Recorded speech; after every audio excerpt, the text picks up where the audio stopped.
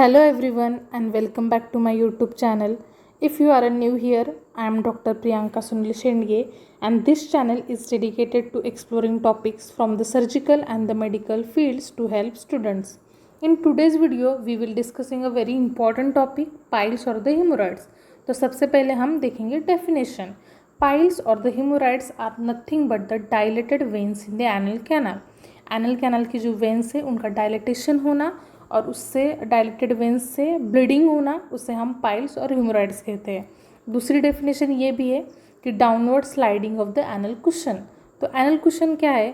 Anal cushion is nothing but the aggravation of blood vessels, smooth muscle and the elastic connective tissue in the sub mucosa.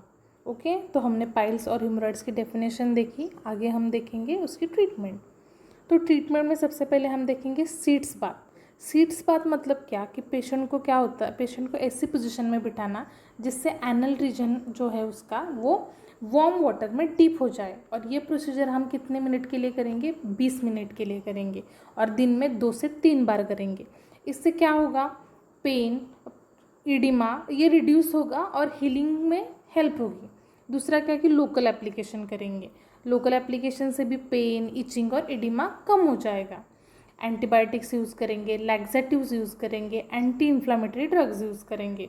और fibre rich diet is the major important diet which is taken in the haemorrhoids और the pile. Okay, तो क्या 35 ग्राम per day हमें लेना है fibrous diet. Plenty of water भी चाहिए. और दूसरी बात, हमें स्क्वेटिंग पोजीशन देनी है पेशेंट को. अगर वो पेशेंट स्क्वेटिंग पोजीशन में रहेगा उससे क्या होगा कि पाइल्स का जो इंसिडेंस है वो रिड्यूस हो जाएगा. ओके, देन नेक्स्ट देखेंगे हम लैक्सेटिव्स.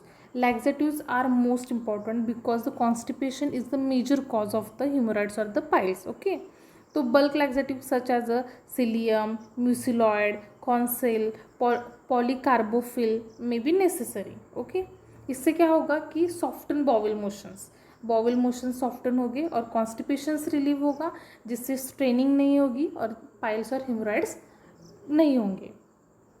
और अगला ट्रीटमेंट पार्ट हम देखेंगे तो लॉर्ड्स डायलिटेशन. लॉर्ड डायलिटेशन ये प्रोसीजर हम फिशर में करते हैं, लेकिन अगर इन्फ्लेम्ड, परमानेंटली प्रोलैप्स और इडिमेटस पाइल्स होंगे तो इसमें भी हम लॉर्ड डायलिटेशंस करेंगे. तो लॉर्ड डायलिटेशंस में मैं पहले प्रोसीजर बताती हूँ, उसके बाद हम कॉम्प्लिकेशंस देखेंगे.